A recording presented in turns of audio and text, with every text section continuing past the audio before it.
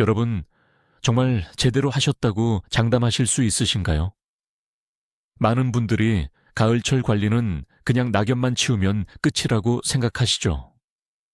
하지만 바로 이 사소한 실수가 내년 딸기, 마늘, 그리고 라즈베리 수확량 전체를 날려버릴 수도 있다는 사실 알고 계셨나요?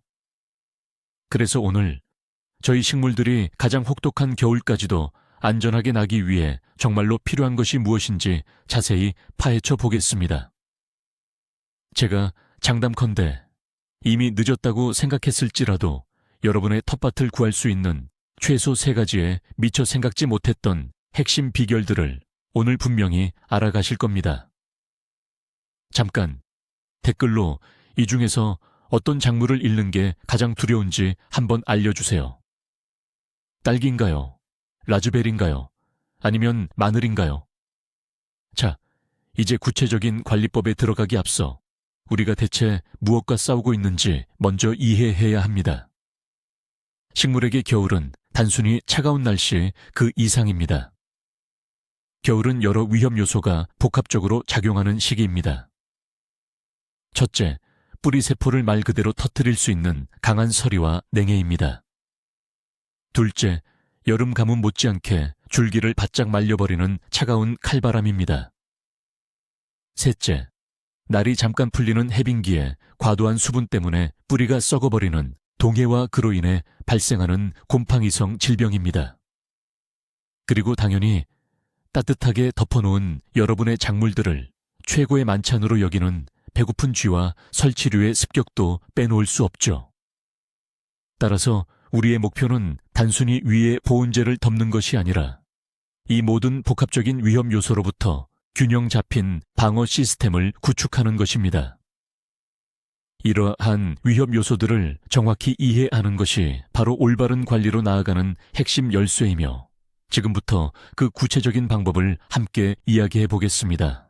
자, 그럼 밭의 여왕인 딸기부터 시작해 보겠습니다. 가장 흔한 실수는 눈이 알아서 덮어주겠지 하며 모든 것을 그대로 두는 것입니다. 하지만 이는 치명적일 수 있습니다. 그대로 남겨둔 낡고 병들고 손상된 잎들은 감염의 온상이 됩니다. 눈 아래 따뜻하고 습한 환경 속에서 곰팡이와 해충이 맹렬하게 번식하기 시작하죠. 봄이 되면 건강한 모종이 아니라 열매를 맺을 힘 대신 병과 싸우는데 모든 에너지를 쏟아붓는 약해진 식물만 남게 됩니다. 그러므로 가장 중요하고 첫 번째 규칙은 바로 위생적인 정리입니다. 가위를 드는 것을 두려워하지 마세요. 여러분의 목표는 식물이 겨울잠을 잘 수 있도록 가장 건강한 환경을 만들어주는 것입니다. 마치 반려동물을 긴 수면을 위해 준비시키는 상황을 상상해 보세요. 그들이 편안하고 안전하기를 바라잖아요.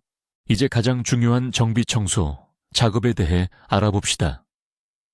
정확히 무엇을 제거해야 할까요? 먼저 묵은 잎, 빨갛게 변색된 잎, 병반이 있는 잎, 그리고 마른 잎은 반드시 잘라내야 합니다. 이 잎들은 더 이상 영양분 생성에 도움이 되지 않을 뿐더러 오히려 병충해의 근원지가 되기 때문입니다. 만약 딸기를 번식시킬 계획이 아니라면 러너 딸기 줄기 역시 가차없이 제거해야 합니다. 이 러너들은 모주 어미포기가 다음 해 꽃눈을 형성하는데 꼭 필요한 귀중한 양분을 빼앗아 가기 때문입니다. 자, 여기서 중요한 점, 그리고 흔히 알려진 오해를 풀어보겠습니다. 절대로 모든 잎을 깡그리 깎거나 잘라내서는 안 됩니다. 푸르고 건강한 잎은 식물의 폐와 같습니다. 이 잎들은 서리가 내릴 때까지 광합성을 계속하며 당분을 저장합니다. 이렇게 저장된 당분은 식물에게 천연부동액 역할을 하여 딸기 포기가 겨울을 잘 날 수 있도록 돕습니다. 따라서 각 포기마다 중앙 생장점 주변에 서너 개에서 5개 정도의 젊고 건강한 잎은 반드시 남겨두어야 합니다. 정리를 마치고 불필요한 것들을 다 치웠다면 이제 예방 방제를 할 차례입니다. 겉보기에 멀쩡해 보이는 모종이라 할지라도 곰팡이 포자나 해충의 유충을 숨기고 있을 수 있거든요. 가을철 방제는 마치 겨울 동안 딸기를 지켜줄 예방 접종과도 같습니다. 그렇다면 무엇으로 방제해야 할까요? 보르도액 1% 용액이 아주 좋은 선택입니다. 이는 오랜 시간 검증된 방법으로 잿빛 곰팡이병이나 다양한 반전병과 같은 대부분의 곰팡이성 질병을 효과적으로 퇴치해 줍니다. 약재가 남은 잎이뿐만 아니라 모종 주변의 흙에도 충분히 닿을 수 있도록 넉넉하게 뿌려주셔야 합니다. 만약 화학성분 사용이 꺼려진다면 바실러스균을 기반으로 하는 생물학적 살균제를 사용하시는 것도 좋습니다. 가장 중요한 것은 건조하고 바람이 없는 날 방제를 실시해서 비가 오기 전에 약재가 충분히 작용할 시간을 확보하는 것입니다. 다음으로 중요한 단계는 바로 가을철 12 영양 공급입니다. 그런데 이때 많은 분들이 질소 비료를 사용하여 아주 큰 실수를 저지르곤 합니다. 꼭 기억하세요. 가을에 주는 질소는 딸기에게 독과 같습니다. 질소는 잎과 줄기 등 불필요한 녹색 부분을 성장시키지만 딸기는 이제 휴명이에 접어들 준비를 해야 하거든요. 새로 난 연약한 잎들은 단단해질 틈도 없이 첫 서리에 얼어 죽게 되어 오히려 전체 딸기 포기를 약하게 만듭니다. 가을철 딸기에게 꼭 필요한 것은 바로 인-P과 칼륨 K입니다. 이는 강력한 뿌리 시스템 발달에 중요한 역할을 하며 칼륨은 내한성을 높여 당분 축적을 돕습니다. 이상적인 선택은 인산칼륨 모노포스페이트 칼륨이거나 질소 성분이 극히 적은 가을 전용 비료입니다. 혹은 짚이나 나무를 태운 재를 포기 주변에 뿌려주는 것도 좋습니다. 이 가을 시비는 다가올 수확을 위한 여러분의 소중한 투자입니다. 바로 지금 내년에 딸기 열매가 될 꽃눈이 형성되는 시기이기 때문입니다. 가을에 딸기밭에 물을 줘야 할까요? 답은 네, 반드시 줘야 합니다입니다. 이 방법을 월동 대비 관수라고 부르는데요. 특히 가을이 건조했을 경우엔 이 물주기가 딸기 생존에 결정적으로 중요합니다. 마른 땅은 젖은 땅보다 훨씬 깊고 빠르게 얼어붙기 때문이죠. 흙 속의 물은 보온 효과를 발휘해서 찬 기운, 냉기, 이 뿌리에 빠르게 닿는 것을 막아줍니다. 마른 스펀지와 젖은 스펀지를 생각해 보세요. 젖은 스펀지가 훨씬 더 천천히 어는 것과 같은 이치입니다. 물을 줄 때는 흙이 최소 30일자 마하 침샘트 깊이까지 충분히 젖도록 아주 흠뻑 주셔야 합니다. 이 시기는 잎의 성장이 둔화되고 땅이 완전히 얼기 전, 보통 영하의 기온이 지속되기 이 3주 전이 적당합니다. 이렇게 물을 충분히 저장해 놓으면 뿌리가 냉해를 입는 것을 막아줄 뿐 아니라 이듬해 봄에 딸기가 더 쉽게 활력을 찾고 생장할 수 있도록 큰 도움을 줍니다.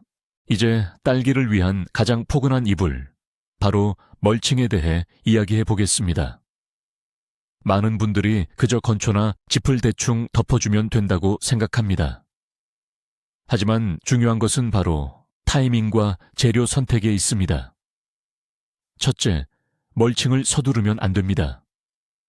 흙의 표면이 살짝 얼어붙을 정도의 안정적인 첫 서리가 내릴 때까지 기다려야 합니다. 너무 일찍 덮으면 멀칭 아래 따뜻한 환경에서 딸기가 썩거나 무를 수 있는데 이는 곧 작물의 사망 선고와 같습니다. 둘째, 재료 선택입니다. 이상적인 재료는 마른 톱밥, 소나무 잎, 피트모스, 토탄 또는 부엽토입니다. 하지만 볏짚 사용은 주의해야 합니다. 볏짚은 겨울 동안 쥐들이 가장 좋아하는 은신처가 되기 때문입니다. 멀칭층의 두께는 약 5에서 7cm 정도가 적당합니다. 이 정도 두께는 뿌리가 깊이 얼어붙는 것을 막아주면서도 내부에서 습기가 차서 하우스 효과를 일으키지 않도록 해줍니다. 그리고 한 가지 더 기억하세요. 멀칭은 반드시 흙이 마른 상태에서만 하셔야 합니다. 그렇다면 멀칭만으로는 부족할 때는 언제일까요?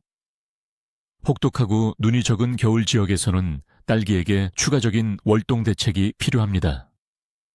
언제 덮어줘야 할까요? 여기서도 서두르실 필요는 없습니다. 딸기가 추위에 적응할 시간을 줘야 합니다. 영하 5도에서 7도 정도의 약한 추위는 오히려 딸기에게 이롭습니다. 덮는 시기는 안정적으로 영하의 기온이 유지되는 때가 적절합니다. 가장 많이 사용되는 재료는 흰색 부직포, 즉 스판본드나 농업용 부직포입니다. 이때 평방미터당 60g 이상의 밀도를 가진 제품을 사용하는 것이 좋습니다. 부직포를 낮은 아치형 지지대 터널, 위에 덮어 공기층을 만들어야 합니다. 덮개가 잎에 직접 닿아 얼어붙는 것을 막기 위함이니 이 점은 중요합니다.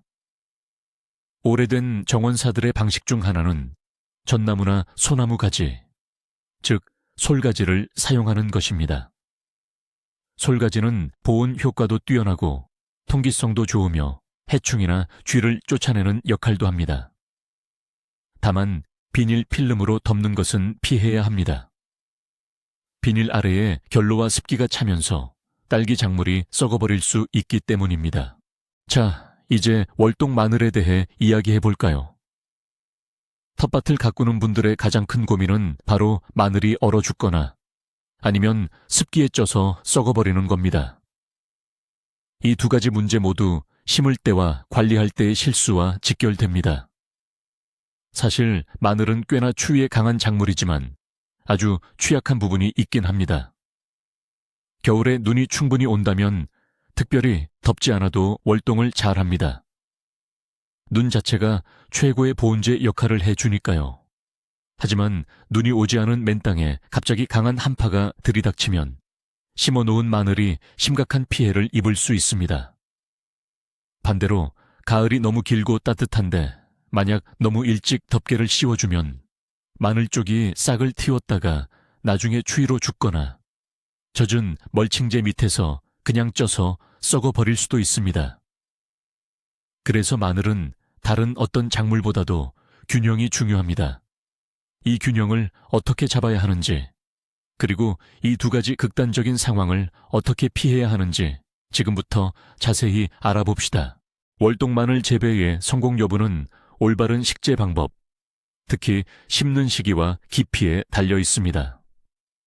월동 마늘은 본격적으로 추위가 시작되기 약 3, 4주 전에 심어야 합니다.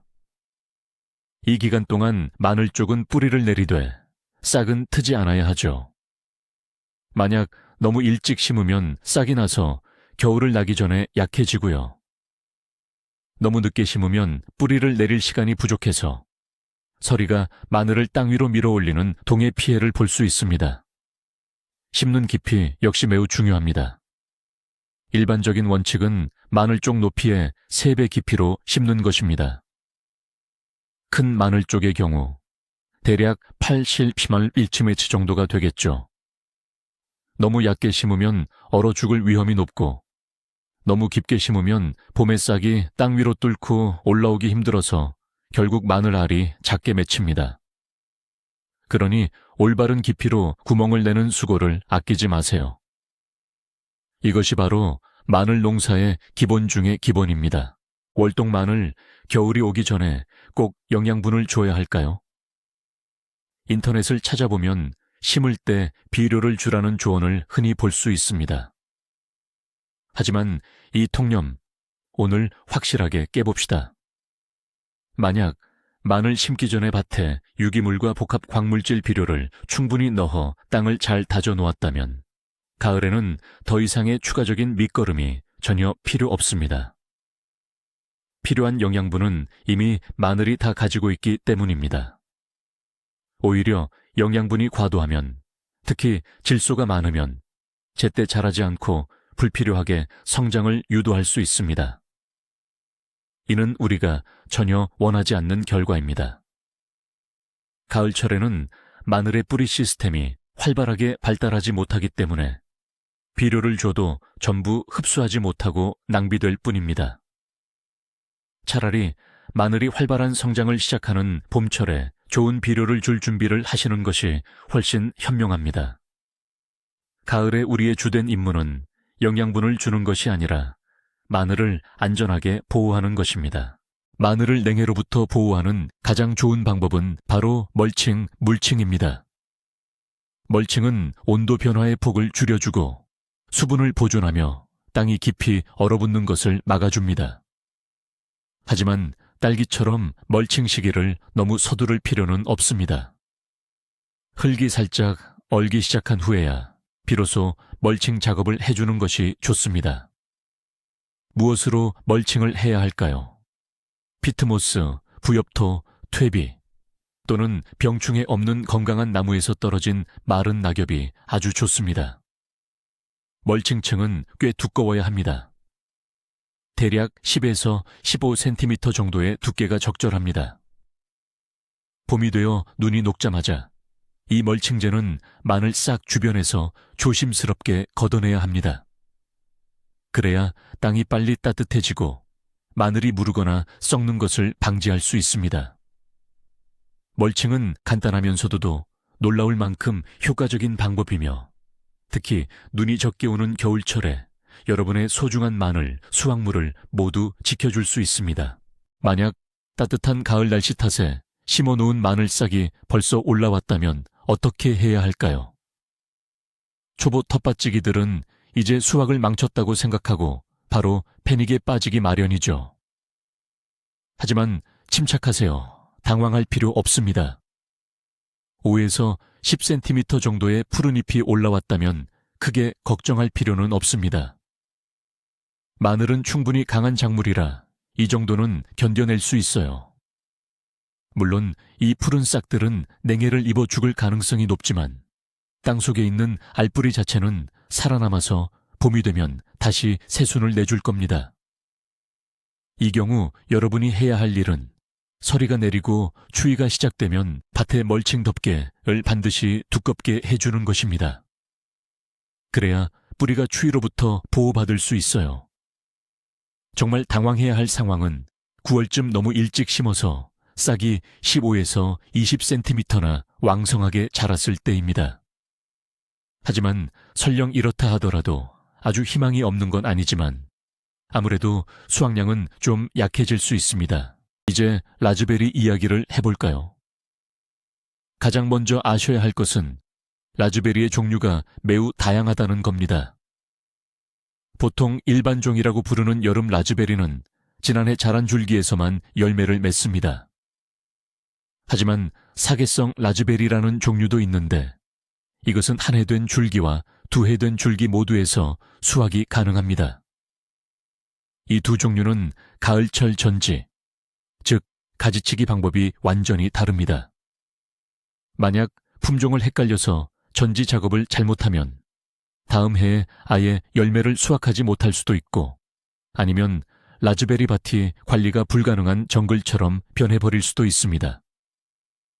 그러니 전지가위를 들기 전에 내가 어떤 품종의 라즈베리를 키우고 있는지 명확하게 파악하는 것이 가장 중요합니다. 이것이 핵심 원칙입니다. 만약 정확한 품종 이름을 모르신다면 열매가 언제 맺히는지 잘 관찰해 보세요. 열매가 여름 중순에만 잠깐 열리고 끝났다면 일반종 라즈베리입니다. 하지만 서리가 내릴 때까지 계속해서 꾸준히 열매를 맺었다면 여러분이 키우는 것은 사계성 라즈베리입니다.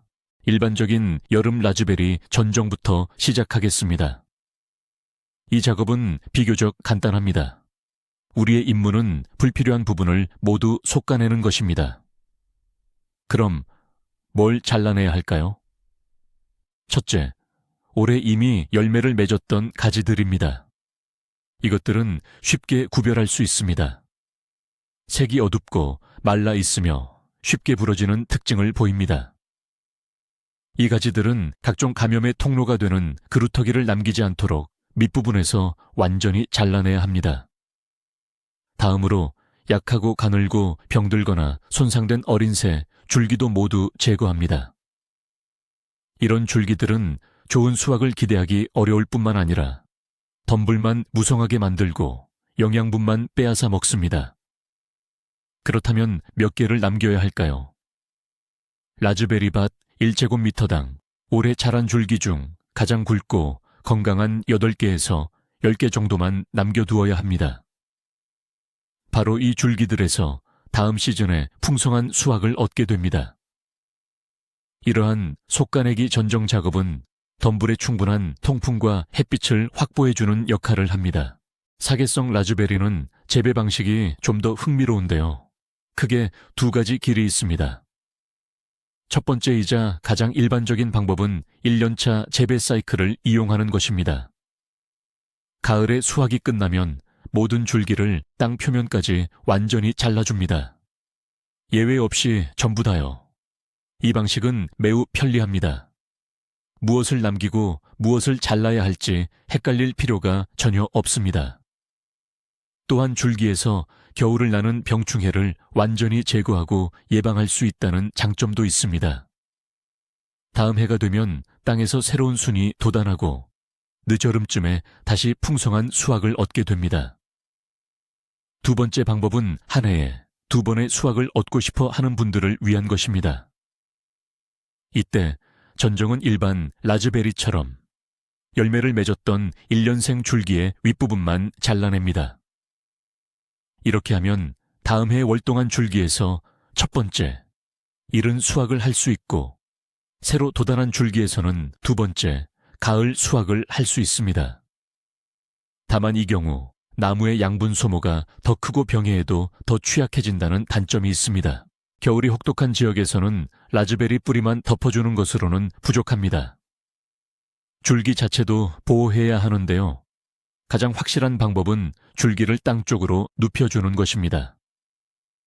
이렇게 하는 이유는 간단합니다. 겨울에 줄기가 눈 속에 덮이도록 하기 위함입니다. 눈은 동파와 칼바람을 막아주는 최고의 방패 역할을 합니다. 이 작업은 줄기가 아직 유연할 때 강추위가 오기 전에 미리 해야 합니다. 기온이 영하로 떨어지면 줄기가 단단해지고 쉽게 부러지기 때문입니다. 줄기들을 묶음으로 정리한 다음 땅바닥에 최대한 가깝게 조심스럽게 눕혀줍니다. 그리고 고리나 고정 철사 혹은 미리 설치한 와이어 등에 단단히 고정해야 합니다. 이때 맨 땅의 줄기를 직접 닿게 해서는 안 됩니다. 습기가 많은 흙과 접촉해 해빙기에 썩는 것을 방지하기 위해 밑에 널빤지나 소립 등을 깔아주는 것이 좋습니다. 이 방법을 사용하면 아무리 추운 겨울에도 소중한 꽃눈들을 안전하게 보존할 수 있습니다. 딸기처럼 라즈베리 역시 가을철 관리가 매우 중요합니다. 가지치기를 끝내고 모든 잔여물을 깨끗이 정리했다면 병충해를 완전히 없애는 소독 방제 작업이 반드시 필요합니다. 라즈베리 밭은 혹파리나 초파리 같은 해충뿐만 아니라 곰팡이병 포자가 겨울을 나기 좋아하는 월동 장소이기 때문입니다. 따라서 3% 보르도액이나 황산철 용액을 살포하는 것은 필수적인 작업입니다. 이때 줄기 자체뿐만 아니라 그 주변의 흙토양에도 꼼꼼히 약재를 뿌려주어야 합니다. 비료를 주는 것, 시비에 관해서는 딸기와 동일한 규칙이 적용됩니다. 바로 질소 성분은 절대 주지 않아야 한다는 것입니다. 대신 슈퍼인산이나 황산칼륨을 포기 아래에 넣어주거나 간단하게 목재를 태운 잿가루를 뿌려주세요. 이는 뿌리 시스템을 강화하고 새순들의 월동 능력, 즉 내한성을 높여줄 것입니다. 가을철 관리는 여러분의 라즈베리가 이듬해 봄, 건강하고 활기찬 모습으로 다시 깨어날 수 있게 하는 확실한 보장입니다. 물론 라즈베리 뿌리 부분을 멀칭하는 작업도 잊지 말아야겠죠. 뿌리가 얕게 퍼져 있기 때문에 겨울철 추위에 특히 취약합니다. 모든 전정과 처리, 시비 작업을 마친 후 땅이 슬슬 얼기 시작할 때 뿌리 주변을 두꺼운 멀치층으로 덮어주세요. 10에서 15cm 정도가 가장 적당합니다. 어떤 재료를 사용해야 할까요? 피트모스, 퇴비, 잘 썩은 거름, 그리고 톱밥 등을 사용할 수 있습니다. 멀치는 뿌리를 보호할 뿐만 아니라 토양의 수분을 유지시켜주며 봄에는 썩으면서 추가적인 영양분까지 제공해 줍니다. 이 간단한 작업은 특히 어린 묘목이나 새로 심은 나무들의 성공적인 겨울나기 확률을 크게 높여줍니다. 이 작업을 절대 소홀히 하지 마십시오. 건강한 뿌리가 식물 전체 건강의 핵심이기 때문입니다. 자, 이제 월동식물의 가장 큰 골칫거리인 설치류에 대해 이야기해 보겠습니다. 쥐나 들쥐들은 부직포덥게 밑이나 두꺼운 집더미 속에 따뜻한 보금자리를 만드는 것을 아주 좋아합니다. 게다가 먹이도 아주 풍부하죠. 싱싱한 딸기 뿌리부터 어린 라즈베리 줄기에 연한 껍질까지 먹을 것이 넘쳐납니다. 겨울 내내 이 녀석들은 농장 전체를 망가뜨릴 수 있습니다. 그렇다면 이 쥐들을 어떻게 대처해야 할까요? 첫째, 만약 밭에 쥐 문제가 자주 발생한다면 지피나 건초를 멀칭 재료로 사용하지 마십시오. 둘째, 원예센터에서 판매하는 쥐약 독미끼를 덮개 밑에 미리미리 놓아두셔야 합니다. 또 다른 효과적인 방법은 천연 기피제를 활용하는 것입니다. 쥐들은 쑥이나 쑥국화 혹은 딱총나무 가지 냄새를 싫어합니다. 이러한 식물들의 마른 다발을 만들어서 덮개 아래에 깔아두세요. 마지막으로 전나무 가지, 쏘리뼈를 활용하는 것도 좋습니다. 전나무 가지는 잎이 억세고 가시처럼 돋아 있어서 쥐들이 접근하기를 꺼리는 효과가 있습니다. 성공적인 월동을 위한 마지막이자 어쩌면 가장 중요한 비결은 바로 눈입니다. 눈은 가장 좋고 가장 믿을 수 있으며 완벽하게 무료인 최고의 보호막입니다. 50에서 60cm 두께의 눈만 있다면 바깥 기온이 영하 30도까지 떨어져도 토양 표면 온도는 0도 내외로 유지될 수 있습니다. 여러분이 할 일은 밭에 눈이 최대한 많이 쌓여 있도록 관리하는 것입니다. 이를 위해 밭 주변에 눈을 잡아둘 수 있는 차단막을 설치하거나 나뭇가지나 장아지들을 펼쳐 놓을 수 있습니다. 겨울철에는 눈이 올 때마다 번거롭더라도 게을리하지 마시고 딸기, 마늘, 그리고 눕혀놓은 라즈베리 밭 위에 눈을 추가로 덮어주는 작업을 해주세요. 특히 추위는 이미 시작됐는데 아직 눈이 충분히 쌓이지 않은 초겨울 시기에 이 작업은 더욱 중요합니다. 기억하십시오. 두꺼운 눈 이불 아래서는 어떤 강한 추위도 여러분의 소중한 작물들을 절대 해칠 수 없습니다. 자, 보셨듯이 성공적인 겨울나기는 마법이 아닌 체계적인 과정이라는 점을 확인하셨을 겁니다. 딸기를 올바르게 가지치기 하고 덮는 방법, 마늘 멀칭을 서두르면 안 되는 이유, 그리고 일반 라즈베리와 사계절 라즈베리, 리몬탄트 라즈베리의 겨울 대비 차이점까지 모두 짚어봤습니다. 이 모든 작물을 아우르는 가장 핵심적인 비결은 바로 적절한 시기, 즉 타이밍입니다. 너무 일러서 썩게 만들지도 않고 너무 늦어서 얼어 죽게 만들지도 않는 것. 이 균형을 찾는 것이야말로 진정한 원예의 예술입니다. 이제 여러분은 이 기술을 숙달하셨다고 확신합니다. 오늘 영상 끝까지 시청해 주셔서 감사합니다. 이 정보가 유익했다면 다음 새로운 팁을 놓치지 않도록 좋아요를 누르시고 채널 구독도 꼭 부탁드립니다. 자, 이제 여러분께 질문 하나 드리겠습니다. 여러분은 어떤 검증된 방법으로 식물을 겨울 동안 덮어주시나요? 댓글에 여러분의 노하우를 공유해 주세요. 서로 도움을 주고받아 풍성한 수확을 함께 이루어 봅시다.